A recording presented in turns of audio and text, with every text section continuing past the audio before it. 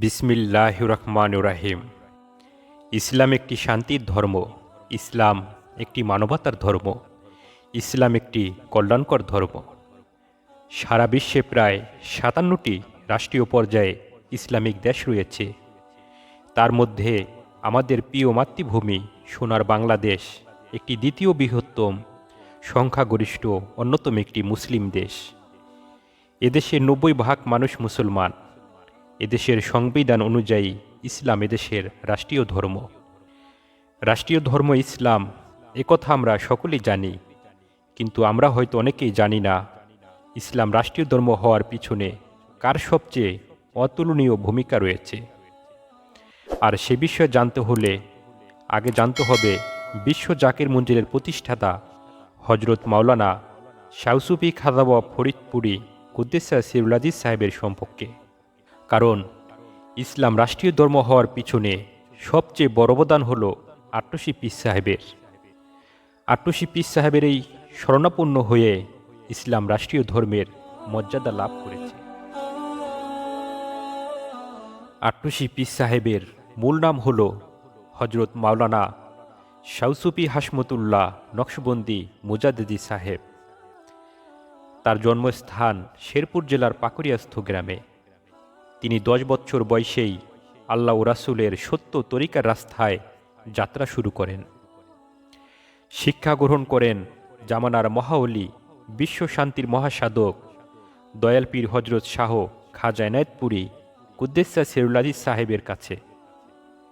দীর্ঘ ৪০ বছর সাধনায় শরীয়ত, তরিকত, হকিগত মারিফত তথা জাহিরি বাতিনি পূর্ণাঙ্গ বিদ্যায় বিদ্যমান হয়ে ওঠেন। এরপরে ১৯৪৭ সালে তার পীর শাহ সুফি খাজা এনায়েতপুরী কুদ্দুস সিরুল আজিজ সাহেবের হুকুমে ফরিদপুর জেলার সদরপুর থানার অন্তর্গত আট্টশী নামক হিন্দু বসতকৃত এলাকায় ইসলাম প্রচারের জন্য আগমন ঘটান। আট্টশী আগমনের পর সর্বপ্রথম আল্লাহু আকবার আজানের ধ্বনিতে পুরো এলাকা প্রকম্পিত হয়ে ওঠে। উত্তোলন করা হয় আল্লাহু আকবার খচিত সবুজ রঙের পতাকা। প্রচার করতে লাগলেন দয়াল নবী সাল্লাল্লাহু আলাইহি সাল্লামের সত্য তরিকায় নকশবন্দিয়া মুজাদ্দিদিয়া। ৬০ দশকে এই প্রচার প্রসার আরও বৃহত্তর পর্যায়ে চলতে লাগল। ৭০ দশকে সারা দেশের আনাচে কানাচে ঘূর্ণিঝড়ের মতো এই সত্য তরিকার মিশন পৌঁছে গেল। ১৯৭১ সালে স্বাধীনতার যুদ্ধে আট্টশী পীর সাহেবের অবদান ছিল ব্যাপক পর্যায়ে।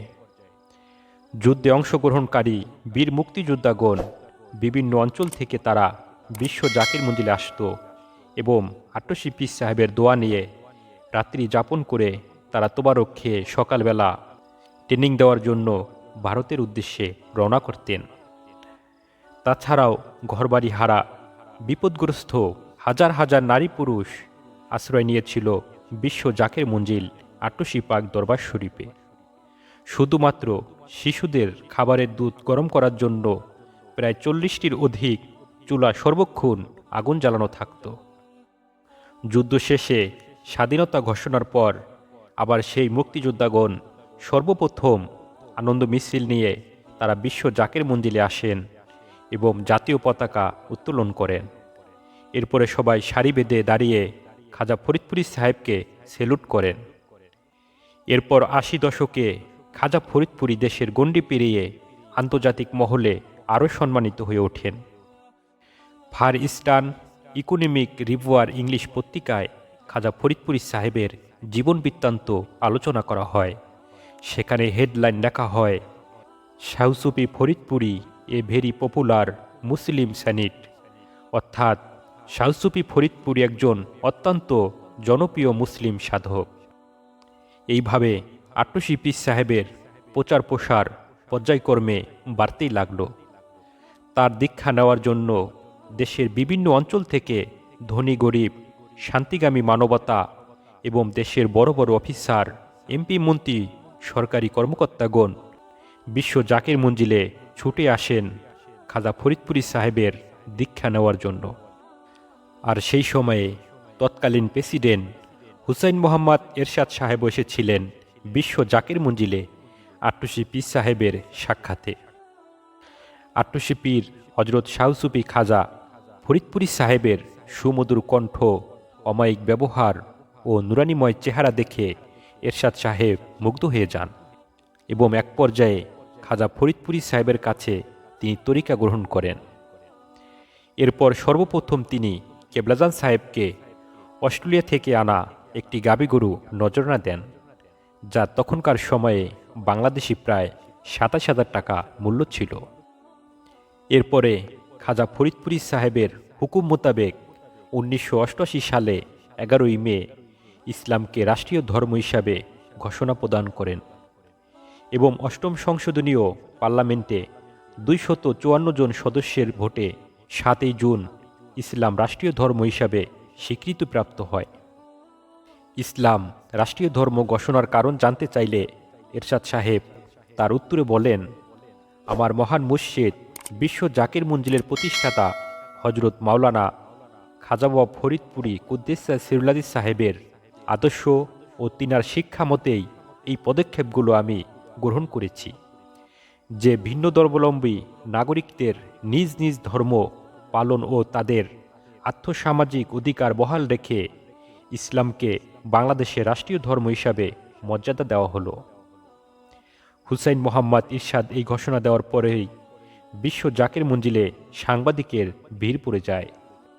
তারা এই বিষয়ে কেবলাজান সাহেবের কাছে জানতে চাইলে কেবলাজান সাহেব হুজুর বলেন, ইসলাম একটি শান্তির ধর্ম, ইসলাম আল্লাহর মনোনীত ধর্ম, যে ধর্মে কোনো আঘাত সংঘাত নেই, অন্যায় অবিচার জুলুম অত্যাচার নেই। যার যার ধর্ম স্বাধীনভাবে সে পালন করবে এবং দেশের উন্নয়নের ক্ষেত্রে সকলেই একসাথে কাজ করতে হবে, সবাইকে সম্মান দিয়ে ভালোবাসতে হবে, তবে আশরাফুল মাখলুকাতের পরিপূর্ণ মর্যাদা সে লাভ করতে পারবে।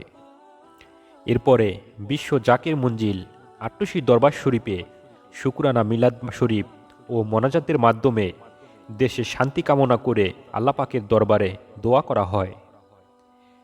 তাই কেবলাজান হুজুর সাহেব বলছেন, বাবা, আমি পীরগিরি করার জন্য আসি নাই, আমি একটা মিশন নিয়ে এসেছি, এই একটা দাওয়াত নিয়ে এসেছি, যা অন্য আর কাহারও কাছে এই দাওয়াত নাই।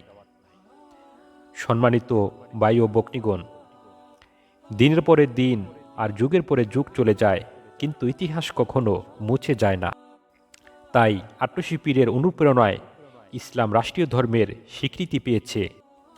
তাই যারা আট্টুসি পীর সাহেবের বিরোধিতা করে, আট্টুসি পীর সাহেবকে নিয়ে বাজে মন্তব্য করে, তারা যদি আট্টুসি পীর সাহেবের পূর্ণাঙ্গ জীবন কাহিনী জানত, তাহলে কশ্চিনকালেও তারা আট্টুসি পীরের বিরুদ্ধে কখনোই কথা বলতো না।